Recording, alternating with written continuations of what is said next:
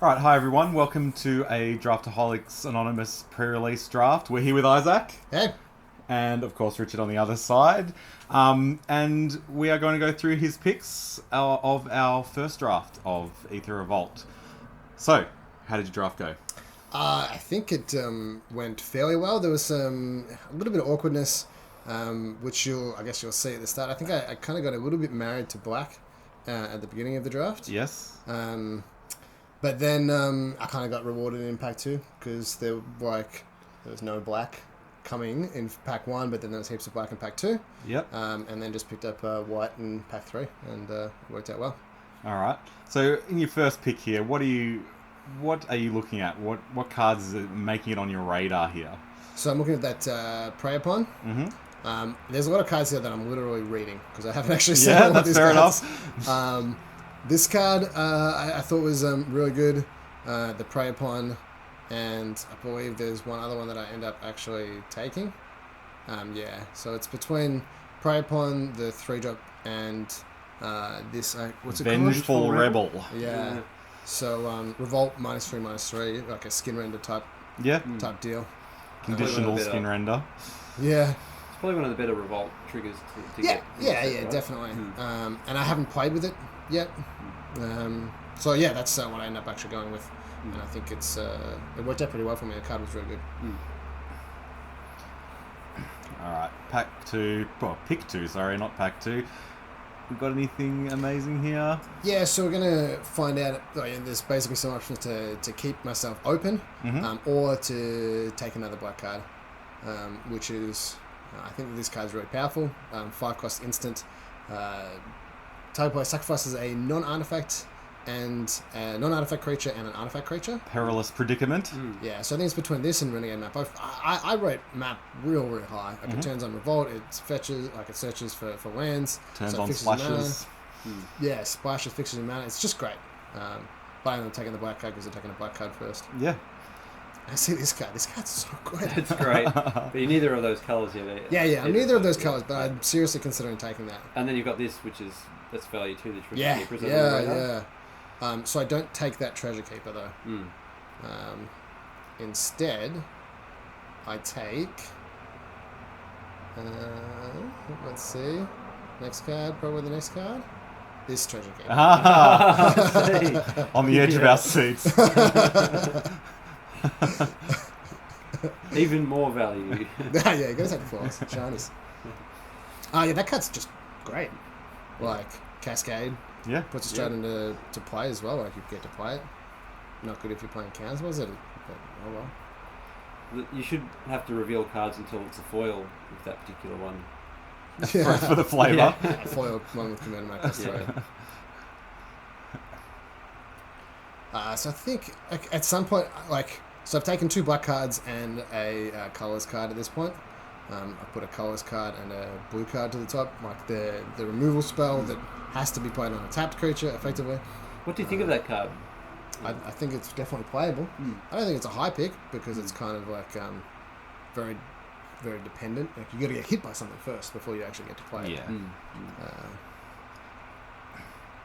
So you've got the dragster up the top there too. Yeah, 2 blue cards and the dragster. It's quite good. I mean, it's big when you're attacking with it, and then it replaces itself with 2 new cards. 2 new cards, 8 damage in the process. Otherwise, it's a 3-mana crew 2. So I think the big decision for me is actually between this card, the big creature, Essentially a big 6/6. Yeah, or the 3-cost. And I think this is actually a pretty easy pick to despite me deliberating over it for quite some time. Staying in the one colour, still not knowing what my second colour is, being really open. That's not a bad flyer. The White Wind Drake. Osprey. Do you refer to Osprey? That's right. I think that you can definitely do better, but flyers I think are really important in this set, so yeah. Where are you on the Revolt trigger on that one? Is it a Revolt trigger, the -1/-1? Is it the one with the... It's the 4-cost 2/3 that comes in with a 2/2 that comes in with +1/+1 counter, and then there's the other one that if you have a creature with a +1/+1 counter, all creatures your opponents get -1/-1. Right. I think that one is a lot better. I think that one's that's actually just the legit. Hornet, yeah? I think it's legit really good, but you do have to be able to turn it on. That is not the Hornet one. Yeah. So at this point, I have to choose between the black card and the white card. I choose the white card here, I believe, because I think the 3/1 flyer is just significantly better, and giving the vehicles... The dragster flying. Yeah, that could be quite good. Combat trick. So, are you looking at white as your second colour now? Like you... I'm still pretty open. I've got like one white card here. Well, there's a gold card in your colours. What do you think of that? So if you asked me whilst I was drafting it, I was like, I think this card might be all right. Like, it definitely turns on my revolt for the skin render card that I had earlier. And I haven't actually played with this, so I wanted to actually give it a try. Yep. I ended up siding it out after game 1, and I never sided it back in, like, ever again. Okay. Cards, I don't think it's just where you want to be. Yep. There's probably some decks where it's amazing, but the 1/1 I didn't think was going to be particularly relevant. So if you had it over again, what would have you taken instead of it? Would have taken the Girapur Osprey, the Ice Over? I probably would have taken the Ice Over. Yep. Which might have made my deck go in a completely different way. Okay.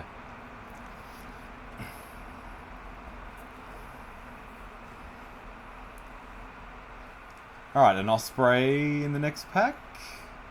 Vandal? Nice. Bring it to the front. Yeah, I actually did bring it to the front. Because I'm still not sure what my second colour is here. Heck, can you see me reading some of these cards? Yeah. It is the first draft. It's alright, we're all in the same boat. And I see this Prey Upon. I think it's a pretty late Prey Upon. That is, yeah. I actually see this as a signal that maybe I should be in green. There's 2 good green cards. I take the Prey Upon because,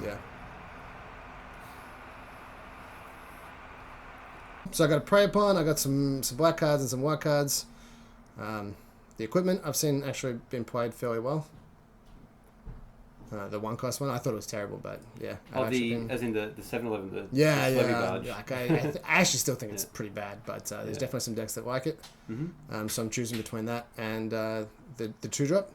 I just rate 2-drops pretty high. Yeah. The fact that it's got 1 toughness is really bad against servos, but it can't be blocked by artifact creatures. So yeah. So if you're on the aggressive, just gets rid of that problem completely. Got a schematic, vanilla 3/2. Yeah, which is probably what I end up taking, I think. But I seriously consider this because, like, if I'm gonna have like some synergies with like sacrificing artifacts because I'm in black, then maybe the 2-cost is actually pretty good. But 3-cost 3/2. Unless I end up taking that, I do end up taking at least one of these. Yeah, there you go. It's another big vehicle. Yep. It's Crew 3. Yep. Crew 3 is better than Crew 6. So, 2 shitty vehicles. Oh, you took it. Yep. I don't actually end up playing either one of those. Okay. Well, obviously I don't play the one I didn't draft. But I did not play the one draft. Yeah. So, what are you thinking about your deck now? Going into the end of the first pack here, you're going to get, a couple more picks here, but you're likely not getting anything amazing back. Oh, a 3/2. What direction do you think you're going in at this point? I think I'm more leaning towards black-white, although I haven't seen many black cards past the first 2-3 picks. So I think the black has been seriously cut off, and I think the person to my right maybe is probably in black. Yes. So I'm not going to see many black in pack 3 either. So does that change your strategy for pack 2? Well, I'm deciding whether I should be in green. Maybe I should be in green-white. But the black cards that I do have are very good. Yes. So it's going to depend on what I open. There's a good chance, considering I've passed like no black, that I will actually see some decent black. Righto. Wrangle to finish it off. So what are you looking in terms of your deck? What are you wanting to fill out in the deck? So you see me like putting my creatures up the top in converted mana cost, and my spells down the bottom. I've got like a pretty decent selection of creatures, couple of spells, but I don't really have many spells. I've probably got more creatures, so I'm trying to pick up some more removal. Yep. I don't know if you like removal. But. Oh, yeah. I'm pretty keen on removal generally. Yeah. And really, just I'm still not sure if I'm actually in black. It'll really depend on what I open. Yeah. And what gets past to me. But there wasn't a lot late in that pack, was there? Well, there was like no black past like pick 3. Mm. And as it turns out, not the person to my right, but their right was mono black. Yeah. Okay. So that makes sense. Yeah, and they deliberately cut black as hard as they possibly could. Which means my pack 2, which we'll see, has some good black because no one else is in black. Here it goes. Oh, something shiny. Minor. That's a good white card. Yeah, so I was unsure about that at the start. A good black card as well. Yeah. A good black card. But I'm seriously considering between this card and the 3-1's pretty good, and the enchantment that's removal. A Death Touch 1/1 as well.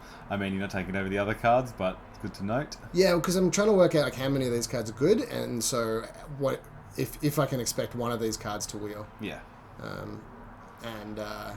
Now you see me like trying to work out which one's better, but like I think the black one is significantly better. Although that white guy is a lot better than I realized. Yeah, it's really annoying to deal with. Very hard to kill. Mm-hmm.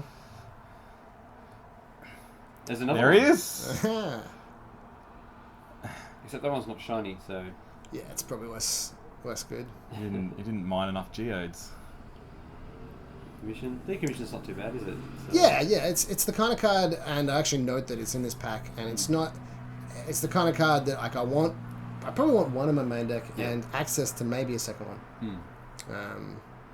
Because like it is like there are some real problem artifacts in the format. Yeah. And you want to be able to sight into that. Yeah, and there's always a lot of targets floating around. There are a lot of artifact creatures generally in this set compared to other sets, aren't there? So. Yeah, it's just... I think every deck has at least a couple of targets in it, but the question is whether those targets are actually good enough to justify you having a card that would be dead otherwise. Yeah. So you see, I see another it's pretty obvious what I'm taking here. Yeah. What was that? It's me joking. I'm a funny one. But yeah, clearly the destroy target artifact. Sorry, destroy target vehicle or creature. Yeah.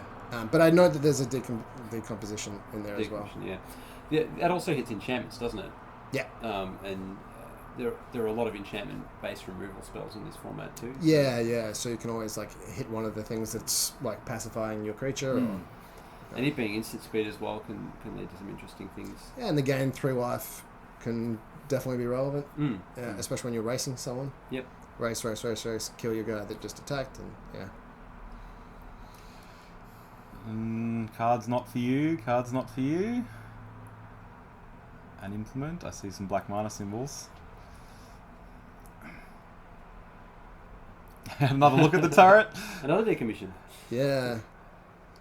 So I do know that there's been a lot of decommissions going around. Yep. Hey, there's SRAM. a card for you. Yeah. SRAM is just like... It's really good. It's fine as a 2-cost 2/2, but yeah, like the amount of times like when you're playing white, you're gonna have enchantments to get rid of things, and a couple of equipment in there. So equipment, you know what I mean. Vehicle. Yeah. People tend to think of auras as only, auras that are making their own creatures better. But remember, white's removal in both this set and Kaladesh. Revoke privileges. And the new one that's like Caught in the Brights. Yeah. So the Entourage, that's a good card, isn't it? It sort of replaces itself when it dies. Yep. Yeah. So. At that point when I took it, I thought to myself, how many Aetherborns do I have? And I had no idea. Absolutely no idea. Now there's an engine with Shram, isn't there? I've just taken Shram and I see this and I'm like, the combo! It's something that I just... So tempting. I can't pass it up. I've played this like once before with... Specifically with Shram, and I'm like, it's good enough to play with Shram. But actually, as it turns out, that card's just good enough to play. Yeah. I guess it's not going to get 2 for 1 if you've got a white mana up. Yep. It triggers your revolt. Does it trigger revolt? Well, if it bounce it back to your hand. Bounce back to your hand, and you can. Is revolt leave play? It is. Yeah. Oh, really? Yeah. Yeah. So blinking things, bringing things back to your hand. Oh, sneaky. Yeah. I did not know that. It's got a lot of utility. So. I've just found that the 3 toughness is huge. Yeah. Put that on a fire, like a 3/1 fire, and then suddenly, yeah. Dark Intimations. Oh, I seriously consider this card because, like, I love Cruel Ultimatum, and it's like a mini Cruel. A guy, a flyer. Yeah, no, this is a hard pick for me because I like the 3/1 flyer.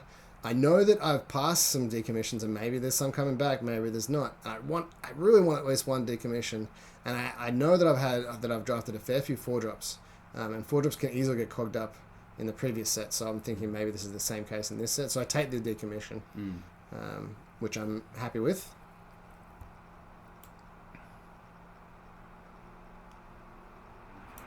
That eagle's not a bad way to top out the curve there. Is it the 5-drop eagle that... Vigilance +1/+1 to the team. Yeah, I love that card. Yeah. So, no, this is the next pack. I'm deciding again between decommission and a 2-drop. So I've just taken a decommission. And normally I would take the decommission there, but like I've got one, so... Already, yeah, and then I get past the... yeah, so most of they all wield, pretty much, all the decommissions. Yeah. You no need to be worried. No, and maybe I would have preferred to have the 4-drop 3/1, but I think it was the safe play at that point, so I'm happy with it. And things you aren't going to play. Yeah, things and I'm not going to more play. Things you aren't going to play. Although it would be cool if I got to play that. That's Yeah. the second one that I have. You might play this. Yeah, I actually do end up playing that. All right, so what are you looking for the holes that you need to fill now? What holes do you think you need to fill as we go into the pack 3? I just want more removal. Yep. And when I line up my 2-drops and my curve is looking really good. Yep. I don't have to worry about getting 2-drops. I've got like some stuff for the later game, and I've got like a couple of good pieces of vehicle. So, Oh, hello. Go, yeah, you can even show us. And then you look at the rest of the pack. Yeah. So What if there was a foil one in there? For anyone who missed that, it was a fumigate. Yeah, there you go. So this is interesting because it's a fairly aggressive deck that you've Yeah, I've got a very aggressive deck, but Yeah. Fumigate's Fumigate. It's just like a release valve. It brings you back in games you're winning, game you're losing, and if you're winning, it's fun. You just don't play it. And if it's like mediocre, like average, you just don't play any more creatures for the next like 4 or 5 turns, and eventually you put yourself in a position where Fumigate's amazing, and then So you got a good flyer there. And a Renegade Freighter was the previous pick. Yeah. Always good. goes all the sham as well. And I got like a wider 2-drop, so like, many of which have 3 powers, so... So you took the eagle there. Is that to push through the vehicles in the air? Or? No, it's to push through my other 2-drops that have 3 powers. So there's a good chance that I just get gummed up on the board, and so the flying I think is more relevant. Like giving my other thing flying, giving one of my vehicles flying. Yeah, there was an inspired charge in there. You're not really a go wide deck though, are you? No. Yeah. So like a lot of these cards, like here I think I took a maneuver, which I don't end up playing. Oh, it says Essen's Extraction. Just it's a great card. That's exactly the kind of thing I wanted at this point. Morbid Curiosity. Cool. I've seen it cast once. It got a lot better, I think, because you can have some synergies. Here I'm just going to take the rush because, given my 2-drop 3-power dude, it saves a creature. Yeah. Puts you ahead in the race. Yeah. Yeah. Just gives me something to do for 2 mana as well. Especially on turn 4 when I can attack with a 2-drop, pump it and then play another 2-drop in my second man. And if you've got an aggressive start, it's kind of a removal spell for one of their blockers in the end. It doesn't get out of the way, but not on that turn anyway. But yeah, and definitely it's just awesome in a race because they think that it's pretty even, and then suddenly you're like, nope, kill your creature, and my creature survives, and I gain 4 life. So. Yeah, it's big swing. So you got another flyer there. Yeah, 2 flyer another 2 flyers. Take the cheap one. Take the cheap one. Take another rush. Yeah. Another flyer. Yeah. It's just so I've filled out my exact curve at this point, and now I just take some cards that I'm almost certainly not going to play. But so I don't think there's going to be much coming around here. We'll keep an eye on it. But so, what do you think? What do you think of your deck in the end after this? I think it was very good. A very good deck, good curve. But there's definitely some things that you could easily get got by bombs. There wasn't that much like kill your creature. It was like like race and so a few tricks and whatnot, and like one piece of removal that actually killed something. So like there's definitely a lot of things that I could lose to, but also like if things go well, then I've got a very good curve and I can kind of race them, and I've got like a little Shram combo. Which I did end up pulling off in one of my games. How many cards did you get to draw? I think I drew like 4 extra cards with it. Yeah. It was gross. It was turn 2 Shram, turn 3 the enchantment with a wide open as well. Yeah. Bash for 3. I can have drawn a card, and then end of turn, put it back, play it again, draw a card. It's great. So how did you go in total over the matches? We've played all the matches now. How did you go? So I went 2-1, 2-1, 2-1. So 3-0. So competitive matches, but you got there. Yeah, and actually, like all of the rounds were really tight. There's definitely some games where I got flooded and some games where I got screwed. But overall, I think that the 2-cost 3-1 that gets 2 energy when it attacks. Aether Geode Miner. Yeah, the rare better than I anticipated. Yep. There's a lot of times where I attacked with it, got the 2 energy. And if they blocked, I knew 100%. I was blinking it. I didn't want it to die. But they didn't know that I didn't want it to die. And they were thinking, he wants to trade so he can trigger Revolt.